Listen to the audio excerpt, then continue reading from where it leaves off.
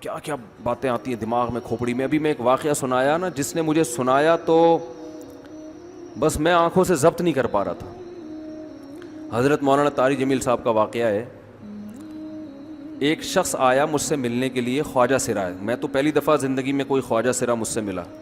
میں سمجھا کہ پراپر آدمی ہے, اتنی بڑی اس کی داڑھی اور رنگ ماشاءاللہ بڑی مردانہ وجہ. لیکن جب بات چیت کا انداز ہوتا ہے تھوڑا سا, وہ ایٹیٹیوڈ سے اندازہ ہو گیا کہ یہ مکمل مرد نہیں ہے. تو اس نے مجھے خود بتا دیا میں خواجہ سرا ہوں. میں نے کہا بھائی ہم سے ملنے کے لیے کیسے آئے آپ, اتنی بڑی داڑھی آپ کی. اس نے اپنا جو واقعہ سنایا نا, میں 3 دفعہ وہ واقعہ سناتے ہوئے رویا ہوں.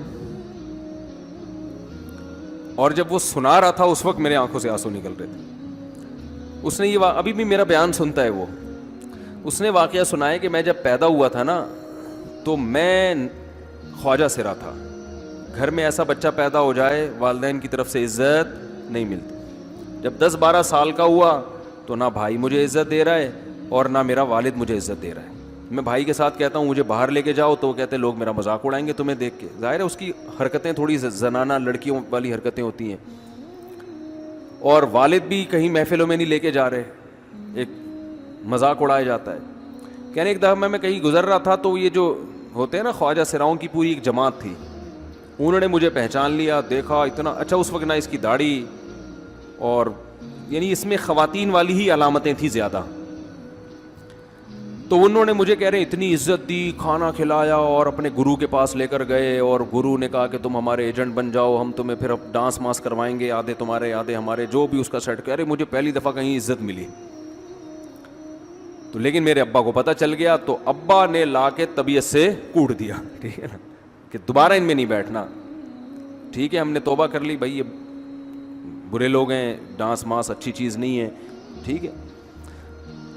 تو اب کیا ہوا, کہتے ہیں کہ پھر جو ہے نا کچھ دنوں میں کہیں کسی سے جھگڑا میرا ہوا کسی بات پہ, تو اس نے انتقام لینے کے لیے شکایت لگا دی ابا کو کہ یہ دوبارہ ان کے پاس گیا. حالانکہ وہ جھوٹی شکایت تھی. اب ابا کو لگا کہ یہ صحیح کہہ رہا ہے جس نے شکایت لگائی ہے, کیونکہ شبہ تو تھا نا ابا کو دوبارہ جائے گا. ابا نے پھر مارا. تو کہہ رہے ہیں میں بول رہا ہوں کہ میں نے یہ کام نہیں کیا, میں نہیں جا رہا ان کے پاس, میں نہ ناچ گانا سیکھ رہا ہوں, کچھ بھی نہیں. لیکن ابا نے اس کی باتوں میں آ کے انکوائری نہیں کی ہوگی پوری, وہ سمجھے ہوں گے کہ بھئی ایسا ہی ہے. تو ابا نے پھر کٹائی لگائی. تو اس کے دل میں منفی جذبات پیدا ہو گئے اور یہ گھر سے بھاگ گیا کہ بھئی مجھے ویسے تو عزت نہ یہاں مل رہی ہے اور میں ذلت برداشت بھی کر رہا ہوں, تو بھی کہہ رہے میں وہاں چلا گیا. تو جب میں وہاں گیا ہوں نا خواجہ سراؤں کے ہاں, تو وہی گرو اور ڈانس, اور پھر اس نے مشہور کچھ ایکٹروں کے نام بتائے جن کے ساتھ ہم ڈانس کرتے تھے, اور پیسے آنا شروع ہو گئے, آدھے گرو کی جیب میں آدھے ہماری, اور ہٹو بچوں. لیکن ظاہر ہے یہ کوئی عزت دار راستہ تو نہیں ہے نا. کہہ رہے ہیں کہیں سے تبلیغی جماعت میں حضرت مولانا طاری جمیل صاحب آ گئے, انہوں نے اجازت مانگی, ہمارے گرو کو پیغام بھیجا بھائی مجھے ایک دفعہ یہاں آ کے دعوت دینے. تو اس نے اجازت دے دی, آ جاؤ بھائی. بیان کیا, ان کو سمجھایا بھائی یہ زندگی نہیں ہے, اللہ کی سیروزے کے لیے بہرحال ترغیب دی. کہہ رہے ہیں میں تیار ہو گیا, باقی لوگ تیار نہیں ہوئے, میں تیار ہو گیا.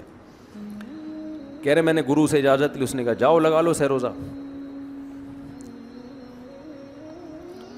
تو کہتا ہے کہ جب میں حضرت کے گھر پہ گیا ہوں نا, تو حضرت پہلے سے دروازہ کھول کے ایسے انہوں نے دونوں بازو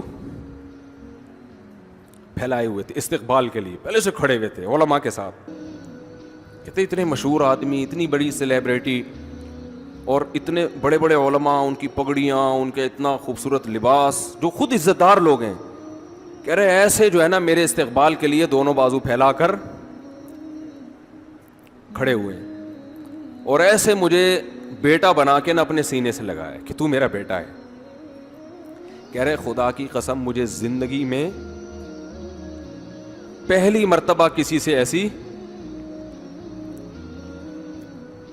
پہلی مرتبہ ایسی عزت ملی مجھے کسی سے, اور اس عزت دینے میں مولانا کا کوئی مفاد, بولو بھائی, کچھ بھی, بلکہ ذلت ہوگی نا. لوگ کہتے ہیں خواجہ سرا کو بیٹا بنایا ہوا ہے, اور اس وقت تو اس میں بیچارے میں کچھ زنانہ سی علامتیں بھی تھیں. تو خواجہ سرا کو کیا دے رہے ہیں, عزت دے رہے ہیں. کیا کسی تاجر پہ محنت کرو تو تھوڑا چندہ دے دے گا مدرسے, وہ ایسا ہی ہے نا. اور کسی افسر پہ محنت کرو تو تعلقات کیا ہو جائیں گے. جب وہ دین پر آئے گا تو اس سے کیا فائدہ. اس کو تو باپ ایسے ان لوگوں کو ریجیکٹ کر دیتے ہیں. بھائی اپنانے سے کہہ رہے مجھے یہ اپنا رہے ہیں, ایسے سینے سے لگایا انہوں نے, اور مجھے سہروزے کی جماعت میں اپنے ساتھ لے کر گئے, کھلاتے تھے, بڑا خیال رکھوایا میرا. کہہ رہے اس کے بعد پھر میں نے گرو سے اجازت لی. وہ گرو چھوڑتے تھوڑی, ان کو پیسے ویسے دیے, جان چھڑائی نا, وہ بھی غلامی کی طرح نکلنا پڑتا ہے. پیسے دیے پتہ نہیں کتنے لاکھ یا کتنے ہزار روپے, وہاں سے پھر نکل کے 4 مہینے اس میں بھی خیال کیا. تو پھر تبلیغ کے بزرگوں سے ملا, پھر انہوں نے پورا مجھے بتایا کہ بھائی تم یہ علاج کرو تاکہ تمہارے اندر یہ زنانہ علامتیں ختم ہو. تو وہ علاج کر رہا تھا ماشاءاللہ, اس انجیکشن لگے, انجیکشن میں ڈاکٹروں کی بھی مدد کروائی. یہ ایسی این جی او ہے میرے بھائی جس کو کوئی بھی این جی او نہیں کہتا, نہ ان کے کوئی اشتہار آ رہے ہیں. کتنے لاکھوں لوگوں کو اس طرح سے یہ لے کر بھی آئے اور ان کے مسائل بھی حل کیے, مگر نہ کوئی ویڈیو بن رہی ہے, نہ کوئی اشتہار آ رہا ہے. یہ تو اس نے خود مجھے بتا دیا نا, اور اس نے کہا ایسے سینکڑوں لوگوں کے ساتھ ہوا ہے. تو اس کی ماشاءاللہ اب داڑھی نکل گئی. اس نے کہا آہستہ آہستہ میں اللہ سے امید ہے کہ مکمل مرد بن جاؤں گا میں. تو یہ ہے وہ دعوت جس میں آپ کا کوئی مفاد بولو نہیں ہے. تو دعوت کے کام میں جب تک اس درجے کا اخلاص نہیں ہوگا, اس وقت تک آپ کی دعوت میں جان پیدا نہیں ہوگی.